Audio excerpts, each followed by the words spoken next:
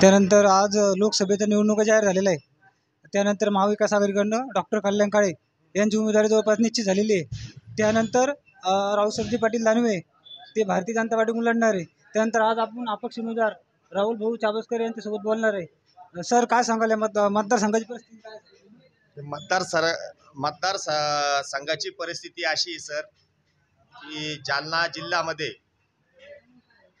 15 वर्षापासून महागाई, बेरोजगारी, सुशिक्षित बेरोजगारांचे प्रश्न, शेतमालाला भाव नाही, शेतमालाच्या कापसाला भाव नाही, गॅसचे दर गगनाला वाढलेले आहेत आणि शासनामार्फत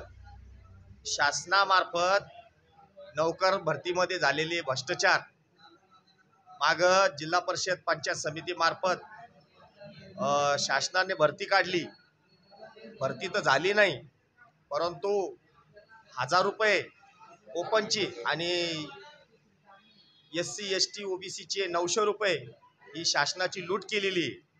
आणि हे पैसे कुठे गेलेत हे लोकप्रतिनिधीने विचारण्याचा अधिकार अजूनही केला नाही. आणि जालन्याचे खासदार, माजी खासदार यांनी कुठल्याच प्रकारचं त्यामध्ये लक्ष घातलं नाही, किंवा भारतीय जनता पार्टी किंवा काँग्रेसचे जे उमेदवार आहेत यांनी, आघाडीचे उमेदवार आहेत यांनी कुठल्याच प्रकारचं विचारपूस केली नाही. शेतकरी राजा हा पिकवतो आणि सगळ्या जगाचा पोशिंदा म्हणतो, परंतु शेतमालाला भाव नाही. माग 10,000 रुपये कापसाला भाव होता, आज कापसाला भाव हे 6,000 रुपये झालेला आहे. सोयाबीनला भाव हा 10,000च्या पुढे होता, आता सोयाबीनचा भाव 4,500 रुपये झालेला आहे.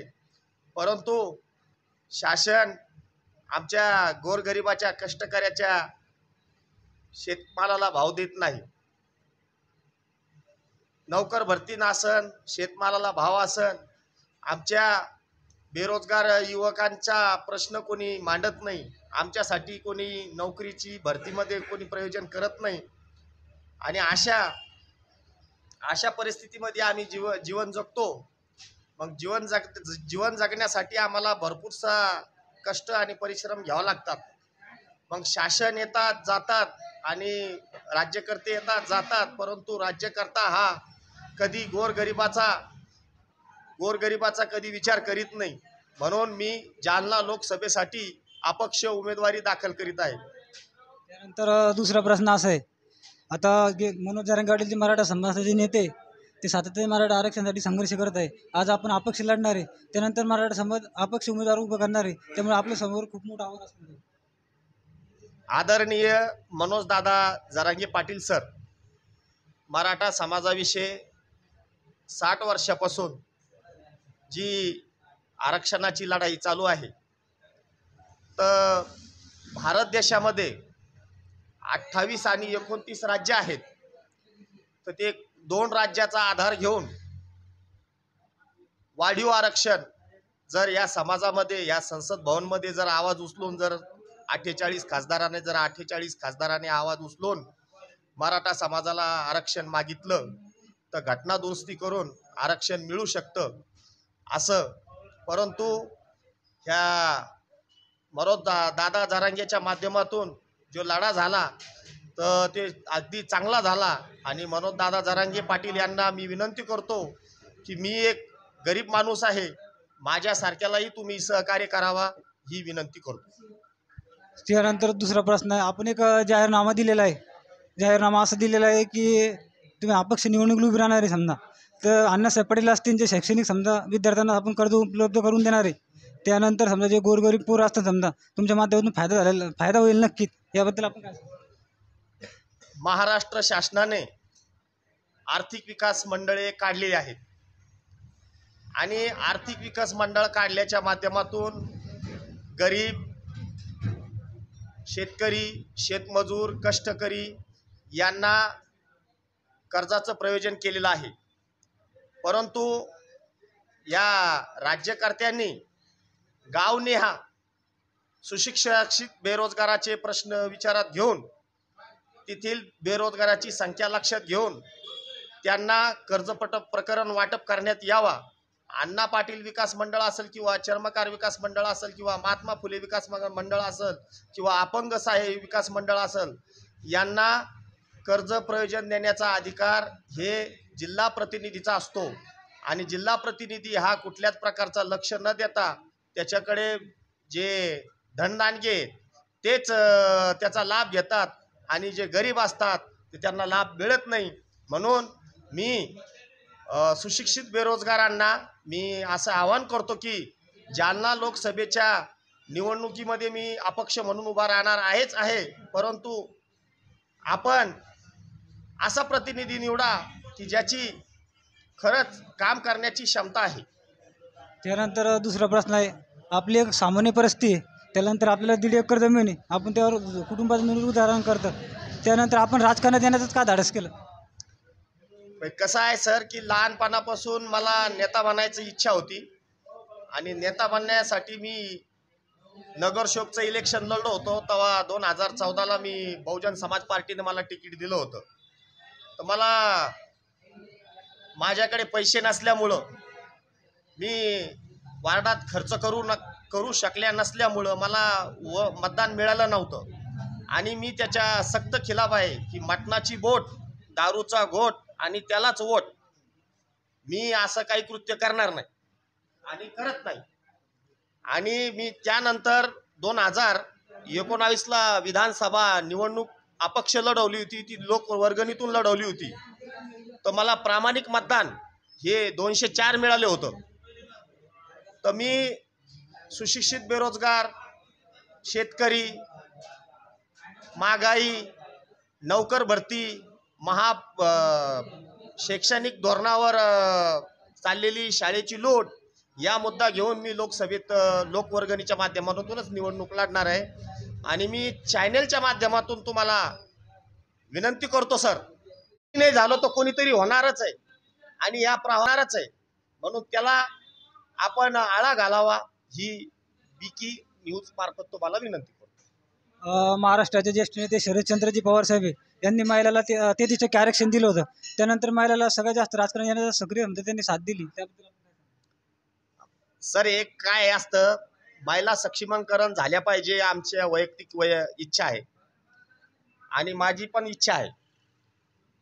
परंतु महिला राज आलं पाहिजे, महिलांचे हक्क मिळाले पाहिजेत, महिलांचं एक विशेष आयोग निर्माण झालं पाहिजे आणि महाराष्ट्रामध्ये मंत्री महिलाच असल्या पाहिजे आणि महिलांचे हक्क मिळाला पाहिजे. परंतु होतं कसं की एखाद्या बाईचा नवरा सरपंच असला तर तो तिला महिलेला कधी सांगत नाही, तोच खुर्चीवर जाऊन बसतो.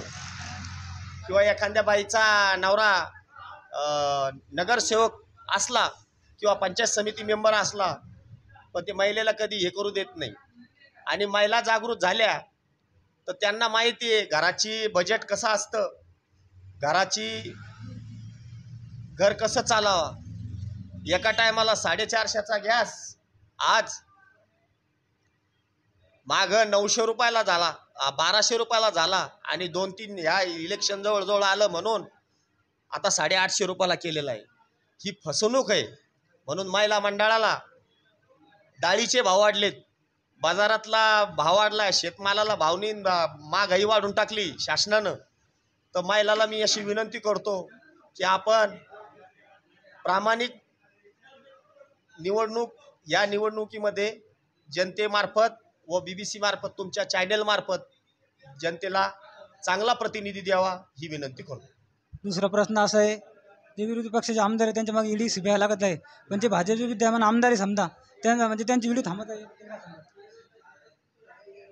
कसं आहे सर, नगरसेवक लढलो तेव्हा 5400 रुपये खर्च आला होता, आमदारगी लढलो तेव्हा 6000 रुपये खर्च आला होता आणि ते बी लोकवर्गणीतून खर्च केला होता. 500 कोटी, कधी 500 कोटी, 1000 कोटी, 3000 कोटी, 1000 कोटीचे मालमत्ता धारक उमेदवार आहेत. आणि यांनी कसं कमवलं? सामान्य माणसाला बँक उभा करत नाही, 5 लाख रुपये कधी अकाउंटवर टाकलेत. मग यांनी कसं कमवलं? तर हे ईडी सीबीआय जे काम करते ना, ही चांगली करते. एकीकडे आमचा शेतमजूर, आमचा कष्टकरी, आमचा गरीब, आमचा होतकरू, आमचा कष्टकरी रडतोय रोडवर, आम्हाला रोजगार मिळत नाही. आणि यांना 1000 कोटी मालमत्ता कुठून येते?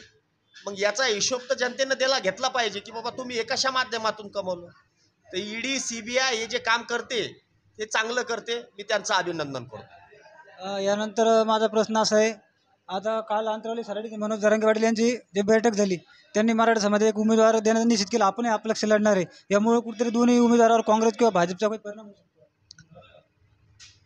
मरोंग दादा जरांगे पाटील सर यांनी एक उमेदवार देण्याची घोषणा केलेली. गरीब, होतकरू, कष्टकरी यांच्या मार्फत आणि आदरणीय मनोज दादा जरांगे पाटील यांच्या मार्फत जर उमेदवार केला तर भाजप, काँग्रेस पार्टीवर, भाजप पार्टीवर आणि सत्ताधारी पार्टीवर परिणाम होऊ शकतो आणि आगामी लोकसभेमध्ये आपल्याला कळून जाईल. आता राज्यात ही भाजपची सत्ता आहे, येणाऱ्या निवडणुकीत राज्यात परिवर्तन होऊ शकतं का, बदल घडू शकतो का? आता भाजपची सत्ता आहे.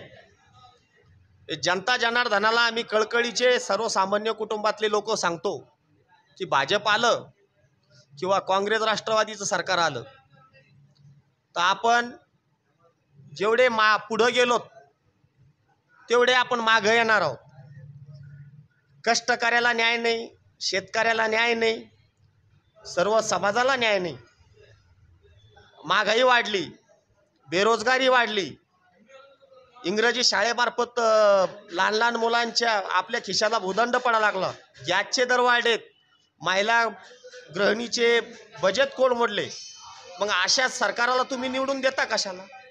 एक परिवर्तन घडूया आणि घडलं तर समाजात सुखी समृद्धी निर्माण होईल, हीच मी चॅनलच्या माध्यमातून विनंती करतो.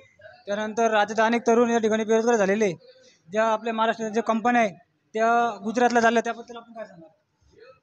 सर, एक गोष्ट तुम्हाला लक्षात घ्यावं लागेल, भारतीय जनता पार्टीचं सरकार जेव्हापासून आलं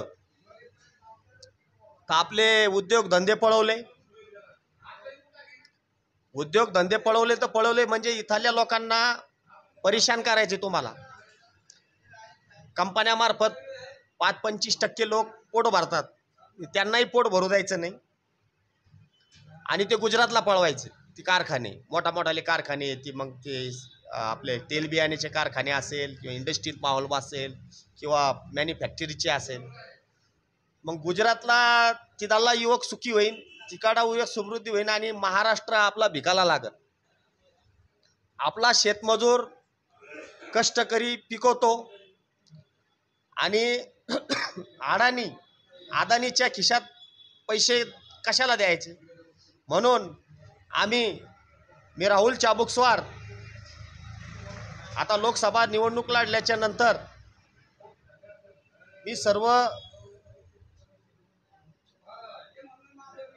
प्रशिक्षण सर्व पक्षामध्ये जाईल. एखादा पक्षाचा मला जर कधी ऑफर आला तर मी त्याच्यामध्ये जाईल आणि तिथे गेल्याच्या नंतर मी माझी चळवळ उभा करेन. त्यानंतर आपले बदनापूर मतदारसंघ याची लोकसंख्या किती साधारण? 15 लाख आहे. ठीक आहे, धन्यवाद आमच्याशी बात केल्याबद्दल.